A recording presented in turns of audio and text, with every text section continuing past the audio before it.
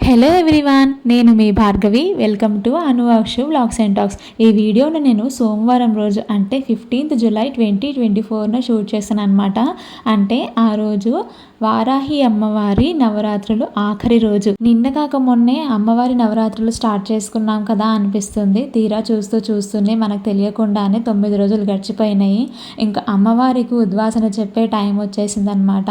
ఒక తల్లి తన కన్నబిడ్డని అత్తింటి నుంచి పుట్టింటికి తీసుకొచ్చుకొని ఒక వారం 10 రోజులు తన ఇంట్లోనే ఉంచుకొని తనకు నచ్చినవన్నీ వండి పెట్టి ప్రేమానురాగాలతో చూసుకుంటే ఆ తల్లి ఎంత మురిసిపోతుందో నాకు అంతే సంతోషంగా అనిపించింది. ఆ అమ్మవారు మన ఇంటికి రావడం, మన ఇంట్లో మన పూజా మందిరంలో కూర్చోవడం, మన పూజలు అందుకోవడం, మనం చేసి పెట్టిన ప్రసాదాన్ని స్వీకరించడం, ఆ ప్రసాదాన్ని మనకి ఇవ్వడం ఎంత బాగుంది కదా. కానీ అమ్మకి ఉద్వాసన చెప్పే టైం రానే వచ్చింది. ఏ తల్లికైనా తన బిడ్డని తన పుట్టింటి నుంచి అత్తింటికి పంపాలి అంటే చాలా బాధగానే ఉంటుంది. అలా అని తన పుట్టింట్లోనే ఉంచుకోలేదు కదా. సో ఎప్పటికైనా తన అత్తింటికి తనని పంపించాలి. అదే మన అమ్మను కూడా తన యథాస్థానానికి పంపాలి కదా. అందుకే మళ్ళీ సంవత్సరం మన ఇంటికి వచ్చి ఆ తల్లి పూజలు అందుకోవాలంటే ఈ సంవత్సరం మనం పంపాల్సిందే. అందుకే నేను కూడా ఇంకా అమ్మని ఉద్వాసన చెప్పి తన యథాస్థానానికి పంపుదామని చెప్పేసి అనుకున్నాను. ఆ రోజు పొద్దున్నే లేచి ఇంట్లో పనులన్నీ ముగించుకొని నా భర్త పిల్లలకి కావాల్సినవన్నీ సమకూర్చుకొని స్నానం చేసేసుకొని ఇంకా దేవుడికి కావాల్సినవన్నీ పూజకు కావాల్సినవన్నీ సిద్ధం చేసుకున్నాను. ఇక్కడ అమ్మవారికి ఎంతో ఇష్టమైన పాయసాన్ని చేశాను అనమాట. ఈరోజు అమ్మవారికి ఆఖరి రోజు కదా మనం పూజ చేసుకునేది. అమ్మవారికి తృప్తిగా భోజనం పెట్టి అమ్మకి నచ్చిన విధంగా పూజ చేసుకొని అమ్మవారిని సాగనంపాలి అనుకున్నాను. అంతకుముందు రోజే చాలామంది అంటే ఆదివారం నాడే అమ్మకి పూజ చేసుకొని ఉద్వాసన చెప్పుకున్నారు. ఒక ఆడపిల్లని అంటే మన ఇంటి నుంచి ఆదివారం నాడు పంపకూడదు అంటారు. నాకు కూడా అమ్మ నా ఆడబిడ్డలాగే అనిపించింది, నా కూతురులాగే అనిపించింది. అందుకే అమ్మని నా ఇంట్లో నుంచి ఆదివారం నాడు పంపించలేకపోయాను బయటికి. అమ్మ నిన్ను సోమవారం నాడు అంటే నవమి తిథి ఇంకా సోమవారం పొద్దున కూడా ఉంది అన్నారు. అందుకని సోమవారం నాడు పంపుతాను, ఆదివారం నా ఇంట్లోనే ఉండమ్మా అని చెప్పేసి అని బ్రతిమాలుకొని ఆదివారం నాడికి నా ఇంట్లోనే ఉంచుకొని నెక్స్ట్ డే అమ్మని ఉద్వాసన చెప్పి యథాస్థానానికి పంపించాను అనమాట. ఇంకా అమ్మవారికి వేసి పెట్టుకున్న పీఠాన్ని తీసేసి నా పూజా మందిరంలో అమ్మవారి ఫోటో పెట్టగానే పూజా మందిరానికి కొత్త కళ వచ్చినట్టుగా అనిపించింది. మన ఇంట్లో ఎవరైనా కొత్త ఫ్యామిలీ మెంబర్ యాడ్ అయినా, ఎవరైనా మనకు నచ్చిన వస్తువు ఇచ్చినా, మనకు నచ్చిన వస్తువుని మనం ఇంటికి తెచ్చుకున్న ఎంత సంతోషంగా ఎంత ఉప్పొంగిపోతామో, ఎంత మనసుకి హాయిగా ఉంటుందో అమ్మని నా పూజా మందిరంలో పెట్టుకుంటే నా మనసు కూడా అంతే హాయిగా అనిపించింది. నేను ఆఖరి రోజు అమ్మకి పెట్టుకోవడానికి చీర కొనుక్కొద్దాం అనుకున్నాను ముందు రోజు. కానీ సడన్గా అనుకోకుండా సండే రోజు ఫుల్గా వర్షం పడింది, బయటికి వెళ్ళలేని పరిస్థితి. అయినా మనం అమ్మకి పెట్టాలి అనుకుంటే, ఇవ్వాలి అనుకుంటే మనకు అన్నీ ఇచ్చేది అమ్మే కదా. సో మనం ఏది పెట్టినా అమ్మ అడ్జస్ట్ అయిపోతుందని నా దగ్గర ఇంట్లో ఉన్న చీరనే అమ్మకు పెట్టి పూజలో తనకు నచ్చే విధంగా పూజ చేసుకొని నాకు తెలిసిన విధంగా నాకు వచ్చిన విధంగా అమ్మవారికి పూజ చేసుకొని అమ్మవారికి చీర రవిక పెట్టి తాంబూలం ఇచ్చి అమ్మని యథాస్థానానికి సాగనంపాను అనమాట. ఈ సంవత్సరం అమ్మవారి నవరాత్రులు చేసుకున్నందుకు మనసుకు చాలా సంతోషంగా హాయిగా చాలా కొండంత ధైర్యంగా ఉంది. ఏ సమస్య వచ్చినా ఆ అమ్మ మనల్ని దగ్గరుండి చూసుకుంటుంది అనే ధైర్యం అయితే వచ్చిందనమాట. ఆ అమ్మ గొడుగు కిందకి వెళ్తే చాలు, ఆ అమ్మ నీడలో మనం ఉంటే చాలు అనిపించింది. నేనైతే లాస్ట్ 3 years నుంచి అమ్మవారి నవరాత్రులు చేసుకుందాం అనుకుంటూ వచ్చాను, కానీ చేసుకోలేకపోయాను. ప్రతిసారి ఏదో ఒక అడ్డంకు, ఒకసారి అయితే ఇంటికి చుట్టాలు రావడం, ఒకసారి నేను బాలింతని, ఇంకోసారి మరో రీజన్ ఏదో అనమాట. సో అలా చేసుకోలేకపోయినా నేను. ఏది ఏమైనా అమ్మ దయ ఉంటేనే ఏదైనా జరుగుతుంది. అమ్మ కరుణా కటాక్షం కావాలంతే. గత 2-3 సంవత్సరాల కంటే కూడా ఈ సంవత్సరం అమ్మవారి నవరాత్రులు చేసుకున్న వారి సంఖ్య చాలా మట్టుకు పెరిగింది. నేను పూజా సామాగ్రి తెచ్చుకోవడానికి బయటికి వెళ్ళినప్పుడు కూడా నవరాత్రి ముందు రోజు కూడా ఏ పూజా సామాగ్రి షాప్లో చూసినా కూడా చాలామంది వారాహి అమ్మ ఫోటోలు అడుగుతూ ఉన్నారు, వచ్చి కొనుక్కుంటూ ఉన్నారు. దగ్గర నేను అరగంటలో ఒక 5-6 మంది వచ్చి నా ముందే అమ్మవారి ఫోటోలు తీసుకెళ్ళడం అయితే చూశాను అనమాట. ఇంత మంచిగా అందరూ అమ్మవారిని మొక్కుకుంటున్నారు అంటే చాలా సంతోషంగా ఉంది. ఈ మధ్యకాలంలో వారాహి అమ్మవారి పూజ చేసుకుంటున్నారని చాలా మట్టుకు దుష్ప్రచారం కూడా జరిగింది. ఎందుకు అనంటే ఆమె ఉగ్రదేవత, ఆమెని ఆరాధించడం వల్ల చాలా తీవ్రమైన నెగిటివ్ రిజల్ట్స్ వస్తాయి, అమ్మవారికి సరిగా పూజ చేయకపోతే చాలా నెగిటివ్ జరుగుతుంది అనేటటువంటి భయాన్ని అయితే కొంతమంది క్రియేట్ చేశారు. మనల్ని అందరినీ మనకి జన్మనిచ్చిన తల్లి, మనకి సృష్టిలో మనకు చోటు కల్పించిన తల్లి ఆ అమ్మ మనల్ని చక్కగా చూస్తుంది కానీ, ఆ అమ్మకు పూజ చేస్తే మనల్ని చల్లగా కాపాడుతుంది కానీ, పూజలో జరిగే లోటుపాట్లని తప్పులని మనసులో పెట్టుకొని మన మీద ఆగ్రహం అయితే చూపించదు. ఎప్పటికైనా అమ్మ అమ్మే కదా, అందులోనూ లోకమాత్ర మనల్ని చల్లగా చూసి కాపాడడం మాత్రమే అమ్మకి తెలుసు. ఇంతకీ నేను ఇక్కడ ఈ గోడలు ఇవన్నీ మీకు ఎందుకు చూపిస్తున్నాను అనుకుంటున్నారా? మా పాప గోడ నిండా ఇంత మంచి మంచి ముగ్గులు వేసిందనమాట.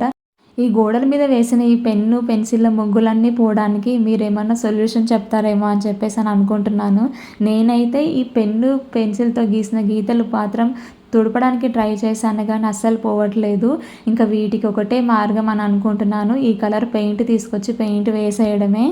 మన జీవితంలో మనకి ఏదైనా సమస్య వస్తే మనం వెంటనే ఆలోచించేది జాతక దోషాలు ఏమన్నా ఉన్నాయేమో, ఎక్కడైనా పంతులు గారిని కానీ ఏమైనా దోషాలు ఏమన్నా ఉంటే పూజ చేయించుకుందామని అట్లాంటివన్నీ ఆలోచిస్తూ ఉంటాము.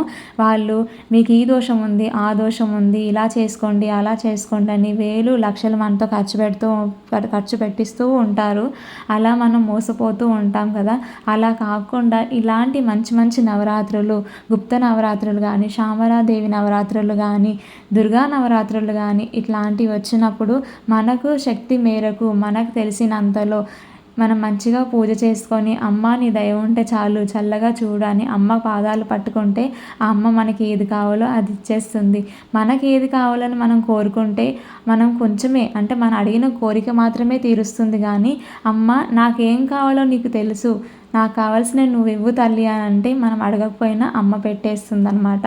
మనం చిన్నప్పుడు చంటి బిడ్డలుగా ఉన్నప్పుడు మనకి ఏదైనా బాధ వచ్చినా ఏదైనా కావాలన్నా మన తల్లిదండ్రుల దగ్గరికి మెయిన్గా అయితే మన అమ్మ దగ్గరికి వెళ్ళి అమ్మ నాకు అది కావాలి అని అంటే మన అమ్మ తన దగ్గర ఉన్నంతలో తన శక్తి మేరకు తన బిడ్డకి ఎలా అయితే తనకు కావాల్సింది తీర్చగలను అని ఆలోచించి మనకి ఏం కావాలో మనకి చేసి ఇస్తుంది కదా. అలాగే మన అమ్మ కూడా అంటే ఈ వారాహి అమ్మే కానీ దుర్గమ్మే కానీ ఏ దేవుల స్వరూపమైనా కూడా మనం వాళ్ళ కాళ్ళు పట్టుకుంటే చాలు, స్వామి అమ్మ మమ్మల్ని చల్లగా చూడు, ఈ కష్టం నుంచి మమ్మల్ని బయట పాడేయని వాళ్ళ కాళ్ళు పట్టుకొని వాళ్ళ ముందు నించొని లేదా వాళ్ళ ముందు కాళ్ళ మీద పడిపోయి ఏడిస్తే కనుక అయ్యో నా బిడ్డ విలవిల్లాడిపోతుంది, నా బిడ్డను కాపాడుకోవాల్సిన బాధ్యత నాదే అని వాళ్ళు మనపై ఒక చిన్న చూపు చూసి చిరునవ్వుతో మన కష్టాన్ని అంతా తీర్చేస్తారు. ఇన్ని రోజులు మనం పడ్డ బాధలు కష్టాలు అన్నీ తొలగిపోతాయి అన్నమాట. నేను మీకు ఇవన్నీ కూడా ఒక చోట కూర్చోనో లేకపోతే నేను పూజ చేసుకుంటానో ఇవన్నీ మీతో చెప్పొచ్చు, కానీ ఏదైనా సరే ఒకటే దగ్గర కూర్చున్నా ఒకటే పని చేస్తున్నా మీకైనా నాకైనా చాలా బోరింగ్గా అనిపిస్తుంది. అండ్ నా వీడియో మీరు చూస్తున్నారు అంటే కనుక మీరు ఇంట్లో మీ పనిలో చేసుకుంటానో లేకపోతే ట్రావెలింగ్లోనో లేకపోతే ఒక 5 నిమిషాలు రిలాక్స్ అయినప్పుడు అట్లా నా వీడియో చూస్తున్నారని నేను అనుకుంటున్నారు. ఎందుకంటే మీరు నేను అంటే మనమిద్దరం కలిసి పనులు చేసుకుంటూ మన ఇంట్లో ఆడవాళ్ళం అనంటే మనకి ఎన్నో బోల్డన్ని పనులు ఉంటాయి. పొద్దున్న 5ంటికి లేస్తే సాయంత్రం 10 దాకా, ఒక్కోసారి 11, 12 కూడా అయిపోతుంది. ఇవన్నిట్లో మీరు నాకు టైం కేటాయించి నా వీడియో చూస్తున్నారు అంటే నేను మీకు చాలా రుణపడి ఉంటాను. అందుకే మీరు నేను పని చేసుకుంటూ మన ఇంట్లో పనులన్నీ కంప్లీట్ చేసుకుంటూ మీదట మన ఛానల్లో వచ్చే డైలీ వ్లాగ్స్ ఇలాంటి మరెన్నో విషయాలు మంచి మంచివెన్నో మనం తెలుసుకుందాము. మెయిన్గా మనం ఇంట్లో ఉండే ఆడవాళ్ళం మనకి చాలా ఒక్కోసారి లోగా ఫీల్ అయిపోతూ ఉంటాం, డిప్రెషన్కి వెళ్తూ ఉంటాం కదా. అలాంటి వాటన్నిటి నుంచి బయటపడేందుకు నాకు తెలిసిన విషయాలు మీతో పంచుకుంటాను. ఇంట్లో మనకున్న చికాకులు ఇవన్నీ పోగొట్టుకోవడానికి దైవం కాళ్ళు పట్టుకుంటే ఎలా బయటకు వస్తాం, ఇలాంటి విషయాలు మరెన్నో మనం తెలుసుకుందాము. నేను లాస్ట్ నా 2 వీడియోస్లో కూడా డైలీ వ్లాగ్స్ నా లైఫ్ స్టైల్ ఎలా ఉంటుంది, నేను నా పిల్లల్ని నా పని అంతా ఎలా మేనేజ్ చేసుకుంటానని చెప్పాను. సో రోజు కూడా అదే రొటీన్ వ్లాగ్స్ కాకుండా మీరు నేను పని చేసుకుంటూ అంటే నాకు ఒక చోట కూర్చొని మీతో మాట్లాడడం ఈజీనే, కానీ ఇలా నేను పని చేసుకుంటూ మీరు పని చేసుకుంటూ నా వీడియోస్ చూస్తూ వింటూ మనం మన పనులని కంప్లీట్ చేసుకుందాం. ఇక మీదట మన ఛానల్లో మీరు నేను అనే సిరీస్ చేయబోతున్నాను. ఇందులో ఏముంటుంది అని అంటే నేను నా రోజువారీ పనులు చేసుకుంటూ మీరు మీ రోజువారీ పనులు చేసుకుంటూ మన వీడియోస్ చూడడం కానీ వినడం కానీ అనమాట. సో ప్రతి ఒక్క వీడియో కొత్తగానే ఉంటుంది, ప్రతి ఒక్క వీడియోలో కొత్త కాన్సెప్ట్ ఉంటుంది. నేను మాత్రం ఒక ప్లేస్లో కూర్చొని మాట్లాడాలి అనుకోవట్లేదు. ఇలా నేను నా ఇంట్లో పనులన్నీ ఫినిష్ చేసుకుంటూ మీరు ఇంట్లో పనులన్నీ చేస్తూ నా వీడియో చూడాలి అనుకుంటున్నాను. అదే మన మీరు నేను కాన్సెప్ట్ అనమాట. ఈ వీడియో చూస్తున్నంతసేపు మీకు ఒక్క సెకండ్ దగ్గర అయినా, ఒక్క నిమిషం అయినా ఈ వీడియోలో మంచి ఇన్ఫర్మేషన్ ఉంది, మీకు నచ్చింది అనుకుంటే కనుక వీడియోని లైక్ చేయండి. ఛానల్ని సబ్స్క్రైబ్ చేయకపోతే మాత్రం వెంటనే సబ్స్క్రైబ్ చేయండి. మళ్ళీ వీడియోలో మళ్ళీ కలుస్తాను.